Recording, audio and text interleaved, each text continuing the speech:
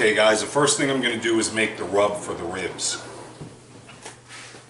And I have this Kitchen Ninja thing to make sure it's all combined well. So I'm going to start with some brown sugar. And I want 2 cups of that. And this isn't a science, this is just kind of get it pretty close.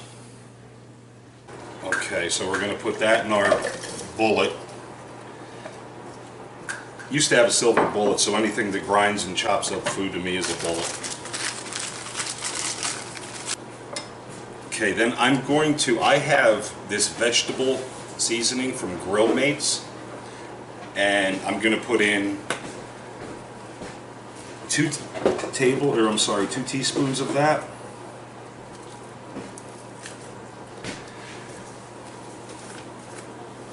This is the secret weapon, ground cinnamon. That's way too much. You want about a teaspoon of ground cinnamon.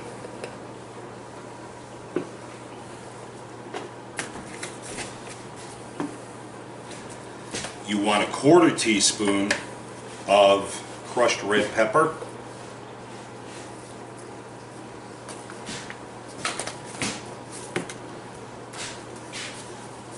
I don't know why that's here, I'm not using that. You want a teaspoon of black pepper.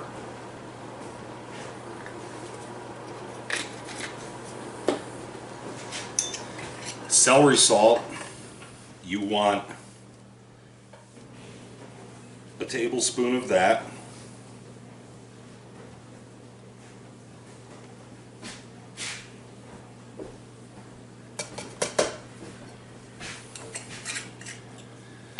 If it was up to me, there'd be a pound of garlic in this, but you only want a tablespoon of garlic.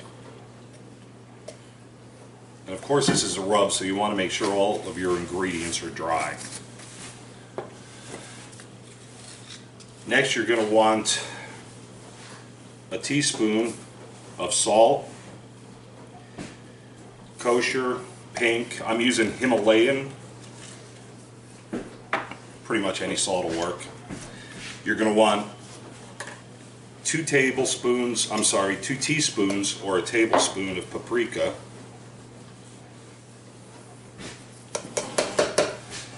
And the last ingredient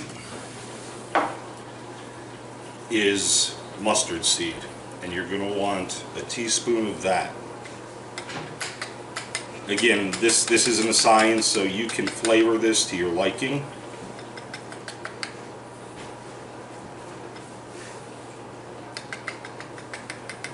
But this is the way I like it. Okay, and once you have all your ingredients combined, now it's time for the fun part.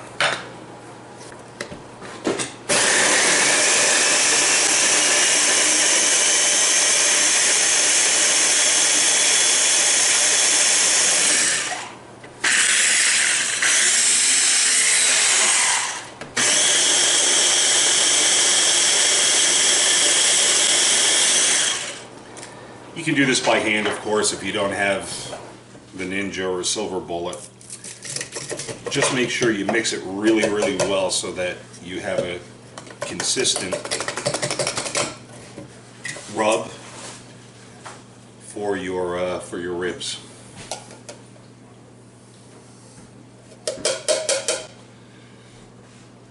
Okay, so now we're going to rub the ribs. Sounds funny, doesn't it? Okay, so this is my ribs, and they're supposed to be baby backs. So what I'm going to do is cut this in half so that they fit well inside of the smoker. And I should move my wife's kitchen mat, which she encouraged me to use, so I don't cut that in half. Being in the doghouse for a week. Okay. So there it is, cut in 2. And what I'm going to do is just sprinkle some of this rub on the top. Now a lot of people say, don't worry about the bone side, just rub the meat side. Well, I prefer to do both sides. If you're going to go through this, you may as well get as much flavor as you can. Okay, and then just work that into the meat. Press pretty hard. You want to penetrate the surface of the meat and get as much of your rub inside as you can.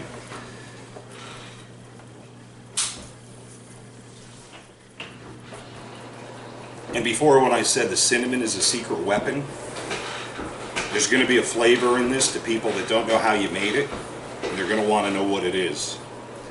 And you can tell them, or you can just smile and tell them it's proprietary. Okay, so we're going to flip these over and we're going to do the bone side. Now we're going to flip them back over and do the meat side again. And then we are going to let them sit for about 10 minutes, and then we're going to get them right on the grill, or the smoker in this case.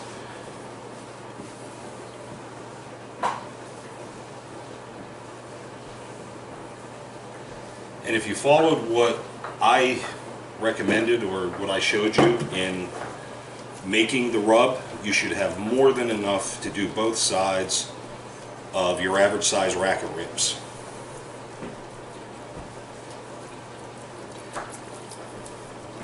Now these are going to go in the smoker bone side down.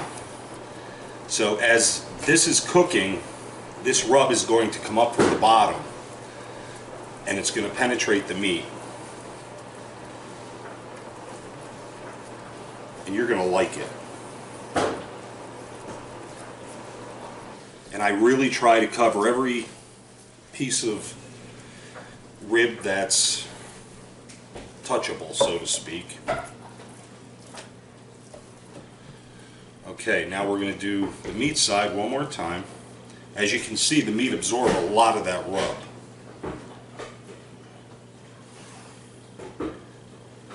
Once this gets in the smoker, it's going to be in there for about 3 hours, and the only thing I'm going to do, the only thing I'm going to do is maintain the temperature.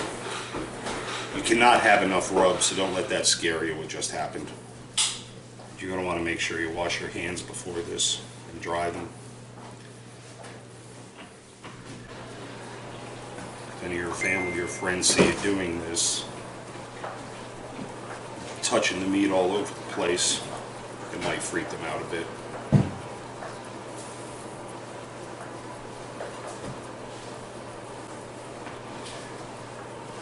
Okay, and that's it. I'm pretty happy with the rub.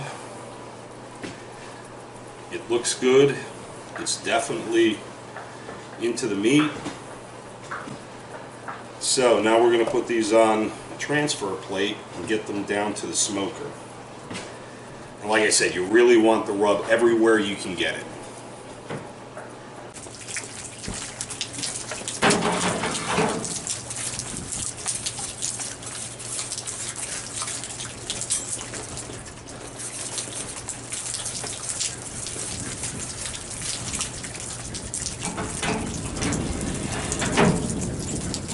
Okay, this is what I like to use when I'm making ribs and chicken as well. Doesn't matter what brand, as long as what the label says is actually in the bag. Hickory chips,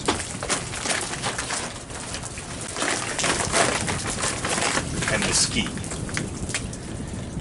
Never, I never anyway, use the quick light, the ones that are saturated with some kind of lighter fluid. I will get the fire going first and then add this later. And I will make sure my fire is going pretty good before I put whatever I'm smoking in there, so that all the ash and stuff isn't being transmitted to the bottom. Some years ago I had a pear tree, came down in a storm, and I saved all the wood that I could. So this is going to be my base.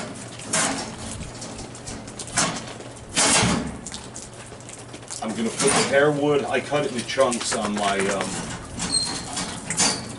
my saw in my shop, and this is going to be the base that burns to keep the coals going. I have 4 of those chunks, which should be more than enough for what I'm doing.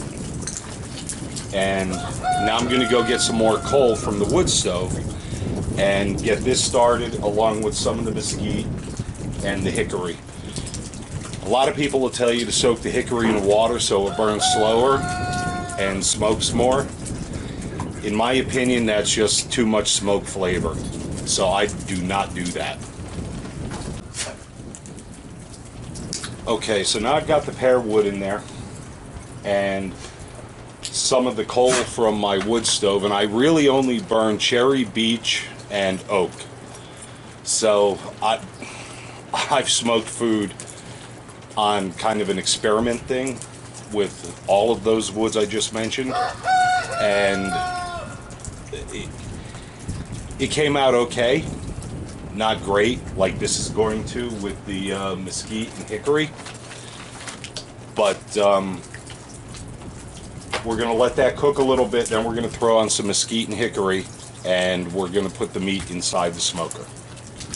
Okay, so this has been burning about 15 or 20 minutes, and it's up to about 210, 215 degrees. So I'm going to start putting, Kato, get out there. So I'm going to start putting the meat in now. So I'm going to start this with the bone down. And this is going to take a while. So it's probably going to be an hour bone down and then 2 hours meat down.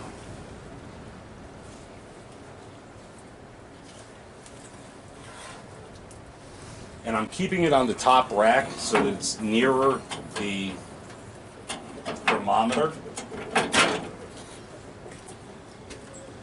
so I have a good idea of what the actual temperature is.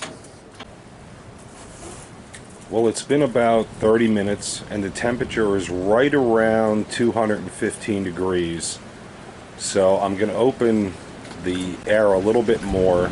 I wanted probably another 5 to 10 degrees.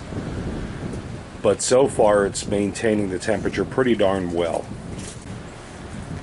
Okay, so it's been just over an hour and the temperature is holding pretty darn steady around 225, 230, and it's time to flip the ribs. Now we're going to put the meat side down. Oh wow, I wish YouTube had a smell function. These are going to be awesome. Okay guys, now we're about to move on to the final phase of the cooking. The ribs have been in for just about 3 hours.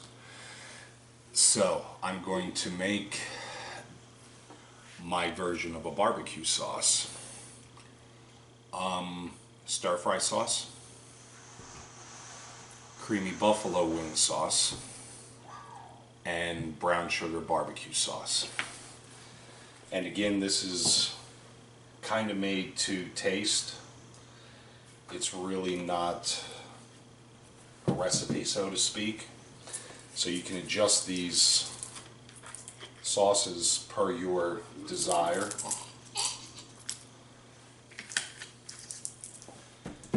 And as far as the stir-fry sauce, this is good teriyaki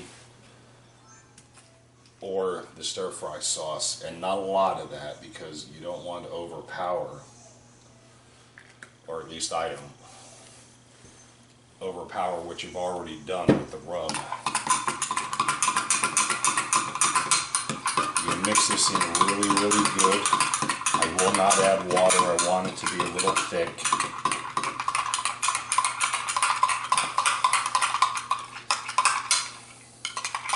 The ribs will continue to be cooked bone down at this point, and what I'm going to do is put the ribs in tin foil, cover them very liberally with the sauce, seal it up pretty well, and it's going to cook for an additional 2 hours like that. Okay, let me start by saying that I have filled the firebox one time since the beginning of the video. I haven't had to use these wood blocks yet.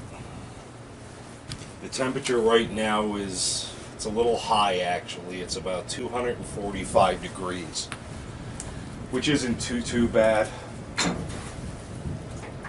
But I wanted them to cook around 230 for a little bit longer. I don't want to cook them fast.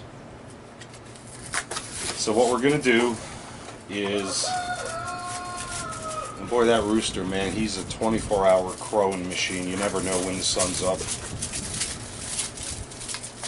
I think his clock is broke. So what I'm going to do is I'm going to take out a piece of tin foil, and it's breezy, so it's going to be a pain in the neck to do it out here.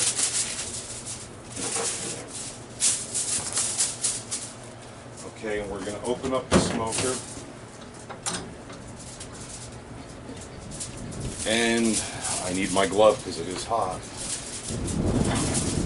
We're going to take the first one out, and we are putting this bone down now. And I'm going to cover it with the sauce that we just made.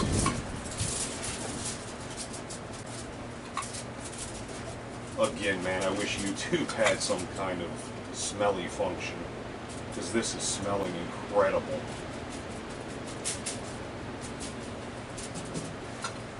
And we're going to give this a pretty good douse of the sauce. I don't want to use too much because I have to do the second one next. I should have made a little bit more. Okay, now what we're going to do is cover these up with the tin foil. And we're going to try and get it pretty darn well sealed.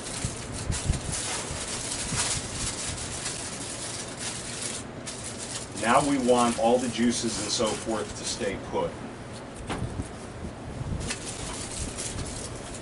So we're going to put that back in, and then we're going to do the second. Okay, we've just hit the 5-hour mark. I put wood in it the initial time and twice after that. The temperature right now is 225-ish. So I'm going to go grab a plate, get these out of the smoker, and take them upstairs and see how they turned out. Okay, here it is, the moment of truth.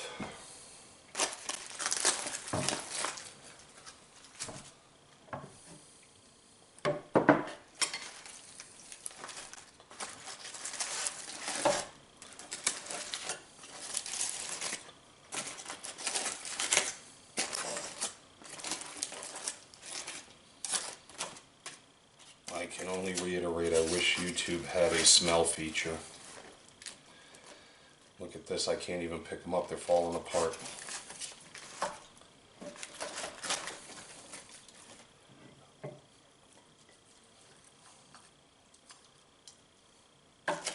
I don't mean to brag or nothing, but this is an awesome recipe and an awesome way to make ribs.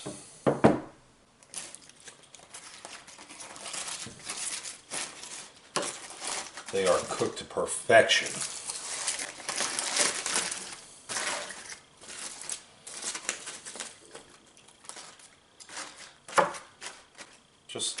Just look. Just look at those. It's beautiful.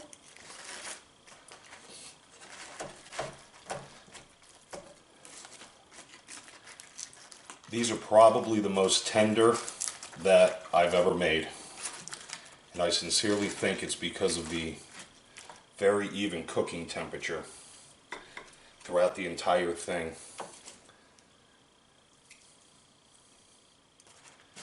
I'm going to get every crumb. I don't want to waste any of this.